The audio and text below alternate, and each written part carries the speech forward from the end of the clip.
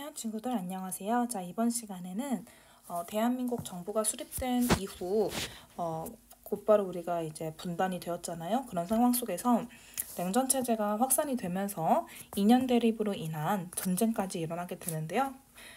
그 6.25 전쟁과 그리고 이후에 일어난 정부의 상황 그리고 이로 인해 일어난 4.19 혁명까지 살펴보도록 하겠습니다. 교과서는 246페이지부터 보시고요. 선생님이 PDF 파일을 올려주고 하지만 교과서를 같이 보면서 내용을 정리를 한다면 훨씬 더 여러분들이 선생님 수업에 대해서 잘 들을 수 있을 거예요. 그러니까 교과서가 있는 친구들은 같이 펴놓고 참고를 하면서 수업을 들어주시기 바랍니다. 먼저 6.25 전쟁이 왜 일어났는지 살펴보도록 하겠습니다. 세계적으로는 중국이 공산화가 되면서 그리고 소련이 북한에게 지원을 약속을 해주면서 냉전 체제가 강화가 되었고 이로 인해 이념 대립이 심해지게 되면서 북한이 이제 남한을 도발하게 되었고 미국도 에치슨 선언이라는 걸 발표를 하는데 자, 이 에치슨 선언은 뭐냐면 에치슨이라는 미국 국방부 장관이 우리 미국이 태평양 지역에서 방위를 할 수 있는 곳은 여기까지다라고 이제 선을 그은 거예요. 자, 근데 그 선에 한반도가 제외가 됩니다. 자, 이것을 보고 북한은 그렇다면 미국이 한반도를 도와주지 않겠구나, 지원을 안 해주겠구나라고 판단을 하고 미국이 지원을 해주지 않는다면 우리가 훨씬 쉽게 남한을 점령할 수 있다고 판단을 한 거예요. 그런 판단으로 이제 북한군이 전면적인 남침을 시작하게 됩니다. 자, 그래서 1950년 6월 25일에 북한군이 기습 남침을 하였고 3일 만에 서울을 점령하게 됩니다. 이때 당시에 대통령이었던 이승만 정부는 곧바로 대전을 거쳐서 부산으로 피신을 가게 되었고 삽시간에 모든 북한군이 내려오게 되면서 낙동강을 제외하고 나머지 지역은 북한군이 점령하게 됩니다. 이렇게 되면 이제 사실상 거의 북한군이 이제 전체를 점령하게 되는 거잖아요. 그래서 급하게 국제연합 회의가 열리게 되었고 그 결과 유엔군이 참전을 선언하게 됩니다. 자, 당시 유엔군은 낙동강 방어선을 구축을 하면서 메가더 장군을 기점으로 이제 인천 상륙작전을 펼쳐가지고 곧바로 서울을 수복하게 됩니다. 자, 그래서 이제 유엔군과 우리 국군이 쭉 위로 올라와가지고 두만강과 압록강을 향하여 전진을 했죠. 그래서 조금만 있으면은 거의 우리 한국군이 그리고 유엔군이 이길 수 있는 상황이었어요. 자, 근데 그때 누가 개입을 하게 되냐면 중화인민공화국 중공군이 개입을 하게 됩니다. 선생님, 중국은 들어봤는데 중공군은 좀 어색해요. 이런 친구들이 있을 거예요. 당시 중국은요. 내전이 일어나서 사회주의 세력이 승리를 하게 됩니다. 그 사회주의의 지도자가 누구냐면 여러분들도 들어본 마오쩌둥이라는 사람이에요. 그래서 이 중국이 사회주의 국가가 되고 나서 중화인민공화국이 되거든요. 이걸 줄여서 우리는 중공이라고 부릅니다. 그러니까 이제 중국군이 그 인구가 엄청 많잖아요. 그래서 인해전술 작전으로 막 사정없이 밀려 들어오는 거예요. 그러니까 우리가 다시 후퇴를 하게 되는데 1월 4일을 기점으로 후퇴를 했기 때문에 우리는 이걸 일사후퇴라고 불러요. 그리고 흥남 여기 지역에서 배를 타고 철수를 하게 됩니다. 자, 그러지만 곧 이어서 다시 유엔군과 국군이 서울을 되찾게 되고요. 이때부터는 이 서울 근처로 해서 우리 국군과 북한군이 비슷하게 서로 한 발 물러섰다 한 발 나가는 고지전이 시작이 됩니다. 그래서 전선이 교착이 되면서 한 고지만 넘었다가 또 한 고지를 뺏기는 이제 그런 상황이 펼쳐지게 되는 거예요. 이런 일들이 장기화가 되다 보니까 유엔군 입장에서도 너무 지치는 거고 그리고 우리 군사들도 너무 지쳤겠죠? 그래서 51년 7월부터는 본격적인 휴전회담이 진행이 됐습니다. 그렇지만 이걸 휴전을 끝까지 반대했던 사람이 누구였냐면 이승만이었어요. 이승만 입장에서는 더 우리가 나가가지고 북한군을 다 점령을 해서 새로운 한반도를 만들어야 된다 이렇게 주장을 했던 거죠. 근데 이게 말은 좋은데 사실상 북한군도 여기서 물러날 수 없는 거고 한국군도 물러날 수 없는 상황에서 이렇게 교착이 되는 상황인데 모든 걸 다 점령을 하기는 힘든 상황이었거든요. 그래서 이제 미국이나 소련과 같은 나라들은 여기서 빨리 발을 빼고 싶은데 그게 안 되니까 거기서 이제 굉장히 팽팽했던 거죠. 그랬는데 이때 여러분 포로들이 있잖아요. 전쟁 포로들. 이 전쟁 포로를 어떻게 석방을 할 거냐 그게 굉장히 또 중요한 이슈였거든요. 소련 입장에서는 그리고 북한 입장에서는 포로들을 원래 국가 있는 대로 보내줘야 된다 라고 했었고 미국이나 남한 같은 경우에는 아니다. 포로가 자기 이념에 따라서 나라를 선택을 해야 된다. 내가 남한에 가고 싶으면 남한으로 가고 북한으로 가고 싶으면 북한으로 가는 거 자유의지를 인정을 해줘야 된다. 그렇게 갈등을 빚어요. 그래서 휴전회담이 더 잘 안 됐던 것도 있었거든요. 그러다가 이승만이 반공 포로를 갑자기 석방을 시켜줘 버립니다. 자, 그게 1953년 6월 18일이에요. 이 소식을 들은 소리나 북한은 여기에 대해서 굉장히 언짢게 생각했겠죠.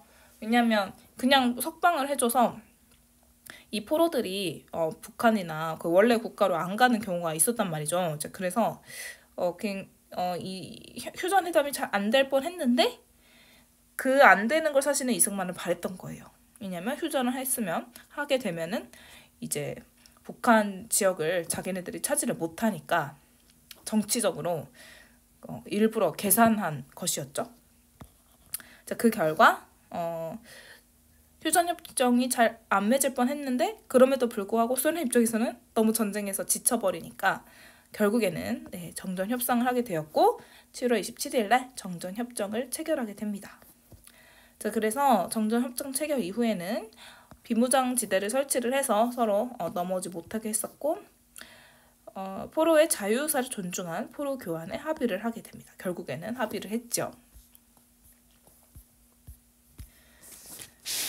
자, 그래서 3년간의 긴 전쟁 그리고 많은 한국인들한테 아픔을 준 전쟁이 끝나게 되었습니다. 자, 이 이후에는요. 여러분들 아까 이승만이 휴전협정을 맺으면서 미국한테 일종의 딜을 하게 되는데요. 우리가 남한 측에서 휴전을 인정은 하겠지만 대신에 미국하고 상호 방위 조약 맺게 해달라. 그래서 이제 미군이 주둔을 할 수 있게끔 했고요. 플러스로 우리 경제가 너무 힘드니까 원조해달라. 네, 그거를 요구합니다. 자, 그래서 미국이 오케이 알겠어. 우리가 원조해줄게 합니다.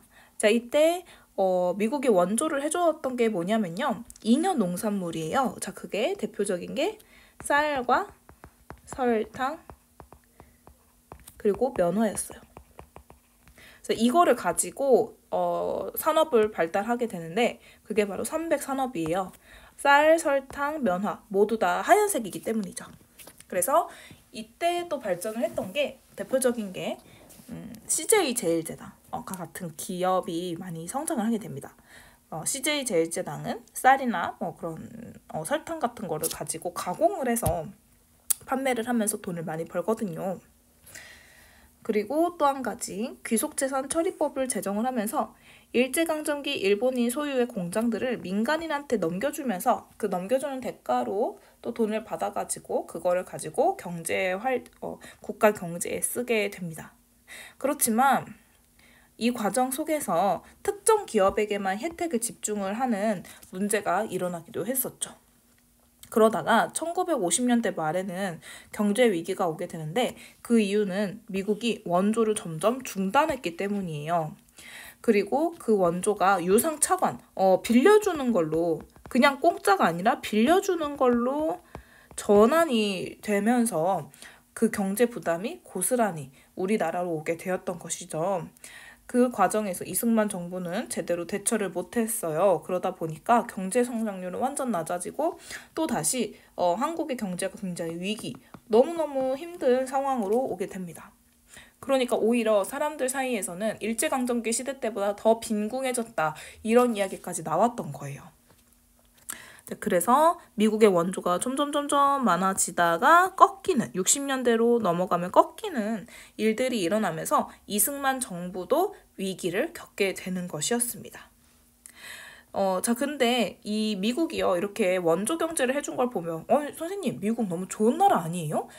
사실 우리나라한테 그렇게까지 할 필요도 없는데, 우리가 먹고 쓸 수 있게끔 쌀도 주고 설탕도 주고 면화도 준 거잖아요. 대단한 나라인데요? 라고 생각할 수 있지만, 사실은 미국도 계산된 거였어요. 왜냐면, 미국은 당시에 그 농사가 굉장히 잘 되는 그런 땅을 많이 갖고 있었거든요. 땅 크기도 엄청 크고요. 이제 그러다 보니까 남는 게 너무 많아지면은 이 쌀 같은 게 가격이 떨어지게 됩니다. 그래서 그 가격을 방어하기 위해서라도 어딘가로 이제 팔아야 됐거든요. 이제 그 대상이 이제 우리나라가 되었던 것이었고요. 그리고 그런 물품을 갖다 줘. 물품을 주고 기업한테 이거 물품을 주잖아? 그럼 그 기업이 그 물품을 받은 거에 대한 대가로 돈을 또 준단 말이야. 그 돈을 한국은행에다가 줘요. 그러면 한국은행은 이거를 이제 대충자금이라고 해가지고 돈을 저장을 합니다. 자, 근데 이 대충자금은 우리 한국 정부에서 마음대로 쓸 수 있는 게 아니라 미국에서 통제를 해요. 그래서 이걸 가지고 뭘 써야 되냐면 미국산 무기를 사야 됐어요. 그리고 한국군 유지비로, 즉 국방 분야로 써야 됐었거든요. 특히 미국은 국방 관련된 그 무기 산업이 많이 발전을 했거든요. 그래서 그 미국의 그런 무기 산업을 좀 더 발전시키기 위해서 미국이 이렇게 원조 경제를 지원해준 목적도 있거든요. 네, 그래서 우리나라 그런 무기 같은 것들, 근데 조금 처지는 것들, 네, 그런 것들을 많이 그때 사들였죠. 대충자금을 이용해서. 자, 그렇다면 이제 이 6.25 전쟁 기간, 그리고 그 넘어서서 1960년대까지, 60년까지 통치를 했었던 이승만 정부에 대해서 살펴보도록 하겠습니다. 제1공화국 무려 12년간 대통령직을 수행을 했지요. 자, 먼저 이승만 정부는 1948년 8월 15일 재헌국회에 의해서 간선제에 의해서 선출이 됩니다. 자, 그리고 4년 뒤에 대통령 선거를 다시 하게 되었던 것이죠. 자, 근데 1950년 5월 30일 날 2대 국회의원을 선거를 합니다. 재헌 국회의원들 말고 2대 국회의원들이죠. 근데 이승만이 너무 통치를 못하니까 2대 국회의원 선거에서 반 이승만 성향의 후보들이 엄청 많이 당선을 한 거예요. 게다가 6.25 전쟁까지 터졌고 국민방위군 사건이라든지 거창 양민 학살 사건, 이런 사건들은 이제 이승만 정부가 민간인들을 많이 학살한 사건이에요. 국민방위군은 이제 사회주의 계열의 국민보도연맹이라는 그런 걸 만들어가지고 걔네를 뭐 사회주의자에서 일반 뭐 시민으로 교화를 시킨다라는 목적으로 만든 단체였었는데요. 그러한 단체들을 학살을 했습니다. 자기의 반대파라고 보고 학살을 했고, 거창 양민 학살 사건도 당시에 프락치를 사회주의자들을 잡는다면서, 공산주의자들을 잡는다면서 6.25 전쟁 기간에 일반인들을 학살한 사건이거든요. 이런 사건들이 겹쳐지면서 이승만에 대한 이미지가 더욱더 안 좋아졌고 다시 대통령을 할 가능성이 적어져요. 근데 이승만은 대통령을 또 하고 싶잖아요. 그래서 1952년 이제 두 번째 대선을 해야 될 때 이승만이 자신의 그 여론을 좋게 만들 수 있는 자유당을 만들었고, 이승만 정권의 비협조적인 국회의원들은 다 어디론가 버스에 태워가지고 가둬버립니다. 네. 가둔 채로 다시 한번 대통령을 하려고 했었죠. 가둔 채로 네, 한번 헌법을 바꿉니다. 어떻게 바꾸냐면 대통령 직선제로 바꿔요. 원래 선생님이 아까 간선제라고 했잖아요. 근데 국회의원들이 대통령을 안 좋아하다 보니까 그러면 직선제로 바꿔가지고 국민들한테 어필을 해서 내가 대통령을 한 번 더 해먹어야겠다 그 생각을 하거든요. 그래서 2대 대통령 선거에서 이승만 대통령이 예상대로 당선이 됩니다. 자, 그리고 또 4년 뒤에 또 대통령을 하고 싶잖아요. 근데 또 대통령을 하려면 법을 바꿔야 돼요. 왜냐하면 보통 미국 대통령 선거는 선생님이 2번만 연임이 가능하다고 이야기했었어요. 근데 지금 이미 다 횟수를 채운 상황입니다. 그러면 헌법을 바꿔야겠죠. 자, 어떻게 바꾸냐. 초대 대통령에 한해 중임 제한 철폐 내용을 담습니다. 자, 이게 뭐냐면 대통령에 한해서 그 대통령을 원래 2번만 할 수 있는데 3번, 4번, 5번 죽을 때까지 할 수 있게끔 바꾸었다라는 뜻입니다. 자, 그게 뭐냐면 4.4.5입 개헌이에요. 당시 만약에 이제 법을 바꾸려면요. 국회의원의 3분의 2 이상이 동의를 해야 됩니다. 근데 예를 들면 그 당시에 이제 135점 몇몇 명 이렇게 나왔단 말이야. 원래는 3분의 2가 되려면 136명 이상이 나와야 되는데 135점 몇몇 명이 나온 거야, 투표에서. 그러면 부결, 처리가 안 돼야 돼. 처리가 안 돼야 되는데 5점 몇몇몇이니까 이거를 반올림을 해서 136명을 만들 수 있다. 그런 논리를 내세운 거죠. 이제 그래서 그런 편법을 써가지고 결국에는 이 내용을 통과를 시킵니다. 그래서 또 한 번 나와요. 자, 그래서 3대 대통령, 아까 52년에 한 번 했으니까 이번에는 4년 뒤인 56년이겠죠? 그래서 3대 대통령을 또 합니다. 자, 여기서 이승만, 이기붕, 신익희, 장면 이렇게 나왔는데 여기서 누가 이겼냐면은 이승만이 이깁니다. 어떻게 이겼냐면요. 원래는 지금 신익희가 굉장히 앞서고 있었는데요. 신익희가 갑자기 그 대선 며칠 전에 죽어요. 그러면서 이제 급하게 조봉암이 또 나오게 되는데 이 조봉암도 굉장히 높은 지지율을 받습니다. 30% 이상 받거든요. 그렇지만 이승만이 약간 이제 이름도 알려지고 막 그랬으니까 결국에는 이승만이 됐는데 여기서 중요한 점은 부통령은 이기붕이 아니라 장면이 당선이 돼요. 그러면서 대통령과 부통령 간에 서로 이념이 맞지 않는 사람들끼리 당선이 되면서 이승만이 위기를 느끼게 되었던 것이죠.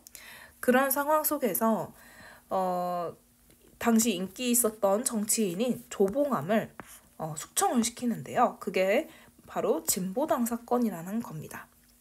자, 진보당 사건으로 인해서 조봉암은 몇 시간 만에 막 판결이 나가지고요. 죽게 됩니다. 그리고 국가보안법을 개정을 하면서 정부에게 비판적인 이야기만 하더라도 바로 감옥에 가둘 수 있는 법으로 바꾸게 되면서 인권도 표현의 자유도 억압당하는 일이 일어나게 되었던 거죠. 뿐만 아니라 정부의 비판적인 언론 활동도 탄압을 하면서 경향신문을 아예 없애버립니다. 폐간을 시켜버려요. 자, 그런 상황 속에서 또 아까 56년 뒤 4년 뒤인 4대 대통령 선거를 또 하게 됐습니다. 자, 그때가 1960년 3월 15일인데요. 이때 지금 그 현재 이승만이 대통령이고 부통령은 장면이었잖아요. 근데 장면이 당이 다르니까 뭐 할 때마다 이승만한테 태클을 걸 거 아니에요. 이제 그러니까 이승만이 어떻게든 이번에는 이기붕을 꼭 당선을 시켜야겠다. 이제 그 생각을 합니다. 이 사람을 당선시키기 위해서 마음대로 부정선거를 저지르게 돼요. 예를 들면 뭐 5명이서 단체로 같이 선거에 들어가는 거, 투표를 하는 거죠. 단체 투표를 하거나 아니면 이장이 투표함을 바꿔버린다던가 막 돈을 줘서까지 투표를 독려를 한다든가 이런 식으로 말도 안 되는 부정선거를 저지른 거예요. 이제 그러니까 이제 진짜 이승만이랑 이기붕이 또 당선이 됩니다. 자, 그렇지만 이게 너무 말이가 안 되잖아요. 이제 그래서 마산 지역에서 먼저 시위가 일어나게 돼요. 근데 여기 마산 상고에 1학년이었던 김주열 학생이 시위에 참여를 했다가 경찰이 쏜 최루탄에 맞아서 눈에 맞아가지고 죽게 되는 사건이 일어나게 됩니다. 자, 그 김주열 학생이 처음에는 실종이 되었다가 나중에 마산 앞바다에서 떠오르거든요. 눈에 최루탄이 박힌 채로. 그러니까 그 모습이 이제 언론에 퍼지게 되었고 많은 시민들이 분노를 했겠죠. 그래서 전국적으로 시위가 확산이 되면서 부정선거 타도해라. 그리고 정부 물러나라. 이승만 정부 물러나라. 라는 그런 시위가 확산이 되었는데 당시 이승만 정부는 정신을 못 차리고 오히려 계엄령을 선포를 하면서 시위를 탄압합니다. 이에 대학 교수들이 이거는 말이 안 된다. 우리 학생들이 무슨 죄가 있냐? 이승만 정부 퇴진해라. 시국선언을 하게 됩니다. 그러면서 더 이상 버틸 수가 없었던 이승만은 결국에 그렇다면 내가 스스로 물러나겠소 하야 성명을 발표하게 됩니다. 그래서 이승만은 하와이로 떠나게 되었고요. 이후에 허정 과도정부가 수립이 되었습니다. 자, 그러면서 많은 시민들은 이승만이 이렇게 장기 독재를 했었던 이유는 대통령한테 권한이 너무 집중되어서다. 그러니까 대통령제가 아니라 많은 국회의원들이 같이 의사결정을 하는 내각 책임제로 가자. 그리고 국회도 양원제로 나누자. 그러면서 장면 내각이 출범을 하게 되었습니다. 아까 그 장면 봤죠? 민주당에서 나온. 이제 그렇게 되면서 장면 내각이 출범을 하게 되었던 것이에요.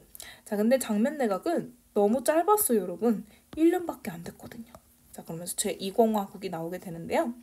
여러분, 이거 나누는 기준은 이제 헌법이 바뀌어서 그런 겁니다.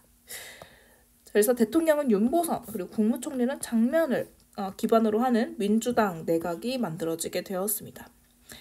장면 내각은 경제개발 5개년 계획을 수립을 하면서 한국의 경제를 다시 살리려고 노력을 했고요.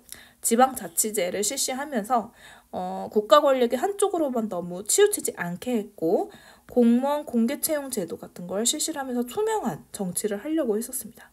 그렇지만 민주당 내부적으로 갈등이 심해지면서 이러한 정책들이 쭉쭉 나갈 수가 없게 되었고요.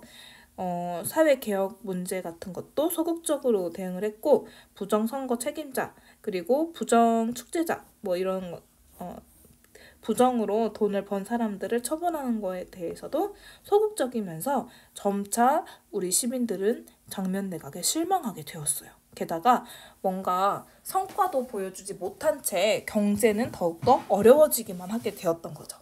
이런 상황 속에서 소령 출신이었던 박정희가 등장하게 되었던 것입니다. 자, 그러면 주요 이제 사료 내용을 살펴보면요.